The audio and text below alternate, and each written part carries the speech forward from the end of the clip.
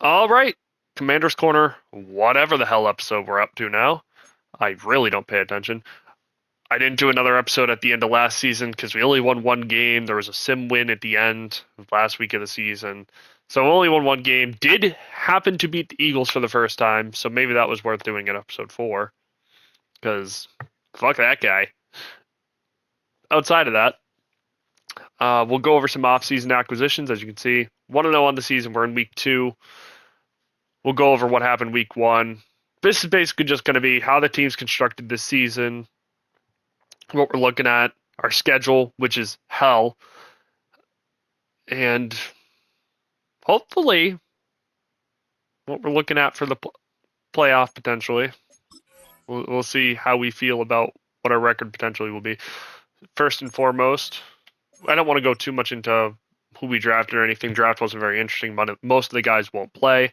We did have finished with the 6th overall pick in the draft, so that is cool, I guess, considering we sucked. We quarterback room relatively the same. We just right before I went live picked up Kyler Murray to be QB3 just for the 90 speed aspect. If Kentrell Drake doesn't look good or I don't feel well with him, I'll just put in Kyler.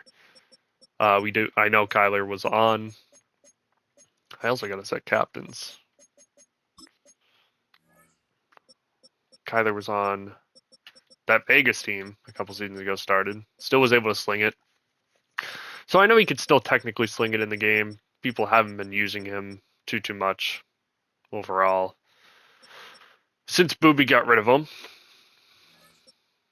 But no, that's pretty simple. Running back room, big change. Travis Etienne is on the roster. Was able to sign him to a super cheap contract, 1-year deal. It's probably the last season anyway, so I guess it doesn't matter.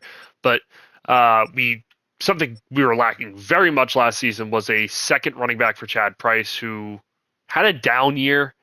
It was more so just I wasn't paying attention to the practices, training stuff, so he was tired and then got subbed out. I don't think that will be a problem this season, but if it is, I have a running back I can trust now. Not Nick Woodley, I believe, was our backup running back last season. That's just unacceptable. It wasn't Nick Woodley; it was somebody else. It was somebody older from the Steelers. It wasn't Gainwell. I forget who it was. Maybe it was Warren. It was Warren. And he just wasn't the guy. So ETN is more of my style back. That will help. Fullback stays the same. Got Emeka Ibuka to sign to a cheap deal. He's going to replace Ward, who he didn't. Or sorry, Jeremy Lane, not Ward. Jeremy Lane, who he had a good season and everything, but 86 overall was asking for a bunch of money. I did not have any money to give him, and got lucky. No one bid on Ibuka, and we were able to get him to like $12 million a year, which is pretty much what Ward was asking for. Ward, I keep doing it. It's not Ward. What Lane was asking for, but we were able to get a much better receiver. AJ Brown remains wide receiver 2, McLaurin wide receiver 3, and receiver are pretty much the same, just Ibuka for Lane. But again, we look better, which is kind of the goal after a very big down year. Tight end room, huge upgrade. Pat Fryermuth was signed. We got to sign after the draft. So Fryermuth takes over Noah Gray's starting role, which was disgusting last year. We had no good tight end rotation last season. We got Albert, who was a 5th-round pick, projected to be a first-round guy. 70 speed, really slow, can't really catch, but he is here as a blocker. 74 run block, 70 run block power. Lead block is up to a 74. Impact block 72. This is why he's on this roster. He's going to be in a bunch of goal line packages. Somebody we're very excited to use. And when he isn't going to be used for blocking, we're bringing in this big guy, 6'4", 271. Another tight end we decided to draft in the 3rd round or 4th round, whatever it was. Left tackle, same, Cox. This guard rotation will be the same. Coleman's still here. We thought about cutting him for that $9 million, getting a guy like Devonta Smith, but it didn't make much sense. Center rotation, we moved Rutger inside. He was our guard last year. We moved him inside to center. Burris goes to be a backup, very good backup center. This guard spot, same. We're going to have Cosme still. We're going to have, obviously, Connor Lee. Very happy with our offensive line. Defensive line wise, D. Whitaker, Portillo. Portillo will still be the starter. The reason for that is the finesse move. Everything else is relatively close, and then this finesse move is just you can't have that. So Portillo remains there. Drake Jackson rotation will be the same. He'll be the guy. Newton, Barmore, obvious why they're going to be just wreaking havoc in the middle of that D line. They did a great job last week. Alexander was up for some awards, some Moff awards. He's somebody we're excited about. We do have Brad Weaver in the works. Hopefully he gets some rotation at some point. Weaver is a normal dev, so he's not the linebacker we drafted that we're super excited about, but it's somebody I'd like to try to get in some minutes because this Mike linebacker spot needs help. McGee, a couple seasons ago, we'll look at it stats wise. When we made the playoffs in our first season, he was huge. I mean, sack and a half, 3 interceptions, 8 pass deflections, 70 tackles, 13 tackles for a loss. Somebody we were really, really happy with. We signed him to a 3-year extension and then done. He gave us nothing last year as a starter. I thought he was good enough. His rating didn't show it, but he was playing well, so I re-signed him. And as you can see, past week, he kind of got back to what we were used to. We're feeling a little more comfortable with McGee again, but if it's a repeat of 28, I'm not looking forward to it, and we will try to replace that. We did have to franchise tag Kane Medrano, but I'm not letting a 90 speed 80 overall X Factor go. I don't know what his stats were last season. 109 tackles, 4.5 sacks, 4 picks. Yeah. I mean, this is just somebody you keep. No matter what, you keep him. I'm not sure what the franchise tag was. We got him for 11 million. Yeah. Had to do it. He has no interest in being here. He is getting the Kirk Cousins treatment. If we go another season, he'll get tagged again. I really don't care. He is going to be a Commander. Cornerback room. This does have a big change. Flowers is here. Obviously, our rookie from last draft, stud, X Factor, right out the gate. Somebody we want to keep. Cornerback 2 is the 6th overall pick, the 6'3 Chad Coles, 93 speed. Another he is a star dev. We just got that found out. So a star dev corner. Hopefully we can get that up before the season ends. And then cornerback 3, Matt Finch will come back into that role. I know he played a lot his first season. Then we decided to not play him year 2 for someone else. He didn't play much at all. I know it's his 45 tackles, but that was mostly in sim. And then this year, he does have a pick 6 already. We'll go over that, after. But Finch will be our slot corner this season with the departure of someone. It was a good name too, so I don't know why I'm forgetting it. But quarterback room just had one little change, nothing huge. Safety rotation, pretty much the same thing. We keep Quan Martin, who's up to a superstar. We keep Deron Rodgers up to a superstar. Cut pretty much everything else. Bass remains our kicker. Philbin remains our punter. Long snapper doesn't change at all either. But not super crazy, anything there. You go over last week's game really quick. 41-28 win. We kind of just out of the gate took the lead, never gave it up, never gave him a chance. 31-9 at half. It was really quick that second quarter. We got off a couple turnovers and just kept on forcing the issue. No turnovers. We know that's huge this league. You cannot turn the ball over in this league at all. Didn't have to go for it on 4th down. Didn't have to go for it 2.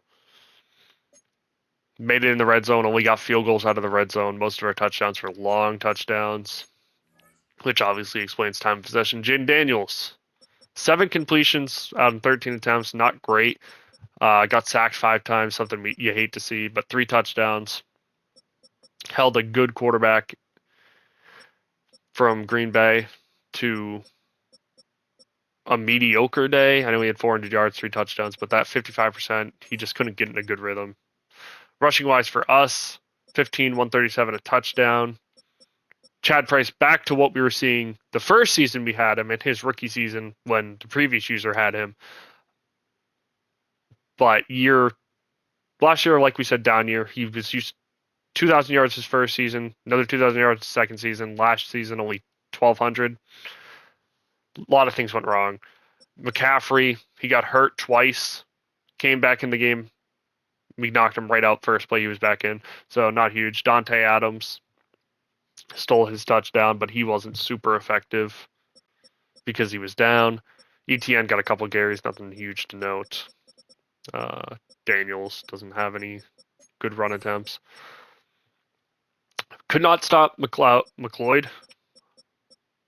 Didn't matter. He was kind of chucking it at the end. I believe both his touchdowns came when it was already kind of out of reach. Chad Price had a huge day receiving.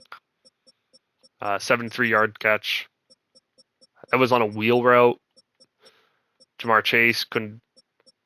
I mean, to keep Jamar Chase under 100 yards, that's fine. AJ Brown, 77-yard touchdown. It was also on a wheel route out of the slot. Kraft did his thing. Scary Terry got his big deep touchdown, which was fine. Again, McCaffrey got hurt, so his stats are kind of here and there. But receiving stats aren't going to look great. Ibuka's first game as a commander, only 1 catch for 6 yards, but that's not what he's supposed to do in a game where we're blowing it out. We're trying to just get out of there, make sure we get our win. Sacks, only 2 were credited to the offensive line. And it was our strong side of our line as well, that right side. So that is something to look at, I guess. But we always want to pay attention to the guys like Von Cox. We want to pay attention to Rucker. These younger guys, Coleman, who's older, who we were thinking about replacing this offseason. Those are the guys we were kind of keeping an eye on, making sure those stack numbers don't get up.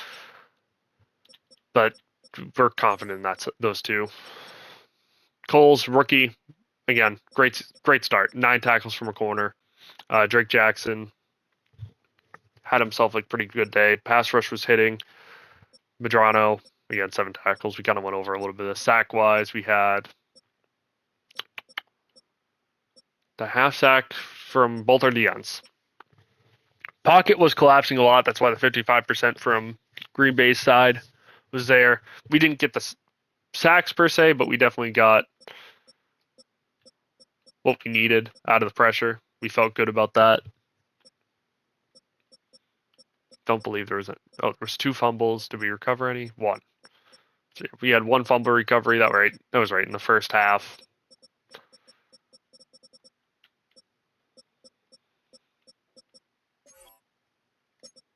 Kicking wise, Bass, great start.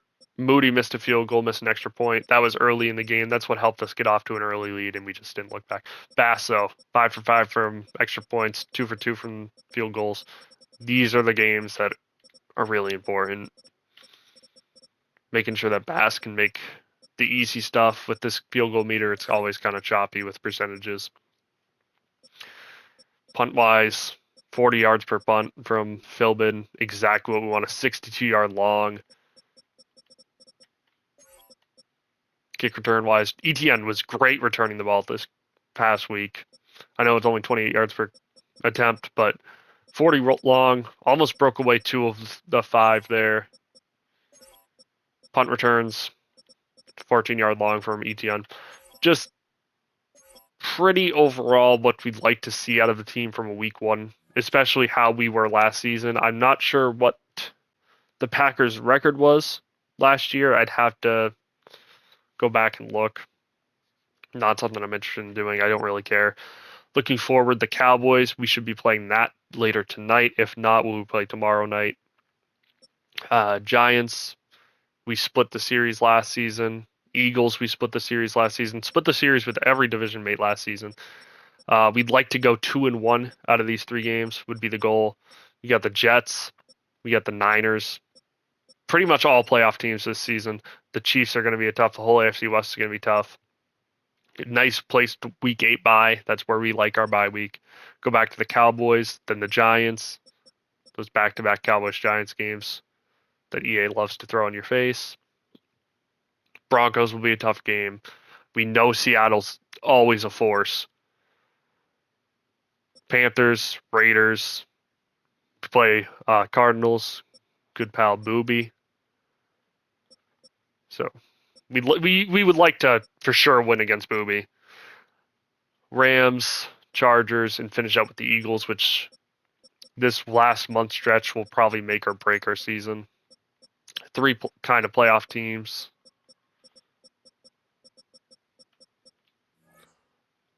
Again, our whole division is dealing with this tough schedule. So it's very important that we don't drop division games because realistically, 11 wins probably gets us right up there with our division mates. 12 wins probably win the division if you get 12. Otherwise, whole NFC North lost, which is interesting. There's not much else to look at as we get dev traits figured out, all that. I didn't even realize. Did the Falcons play that? Okay, they did. I saw Bijan has 400 rush yard, or 400 yards and 7 touchdowns. I thought that was in one game for a second. Not much to look at right now, Commanders corner wise, but I wanted to get an episode out, start the year, go over our acquisitions, look at our schedule, which is a gauntlet. And with that, we'll probably call it here. Looking to close out this Moff year good. Even if we don't make a deep playoff run, I'd like to at least be in the conversations to make the playoffs. Last season, started off rough, got back from vacation, started off the season 0-2 just because we got back from vacation, super rusty, dropped a couple one-score games back-to-back. And from there on out, it was just not good. We got only high note was we finally beat that Eagles team. As you can see, Giants did drop a game 1-1. We'll see who they drop that game to, just because it's right in front of us. Hopefully it was someone in the AFC. They lost to the Falcons. So it's what it is. But yeah, we will call it there. We will look at free agency actually, just because it's crazy that some of these guys are free agents. Devonta Smith, Jalen Hurts, CJ Stroud, Young. I mean, it's ridiculous how many good free agents are. It shows how interesting the money management was. Even I didn't manage my money that well, but I was kind of locked into re-signing Jayden Daniels. I wish I didn't, because at this point, if I let Jayden Daniels go and was able to just pick up CJ Stroud, I would have done that for what he was getting paid. So that's something to keep in mind for the future, I guess. But yeah, we'll call Commander's Corner here, and short episode just to get us started.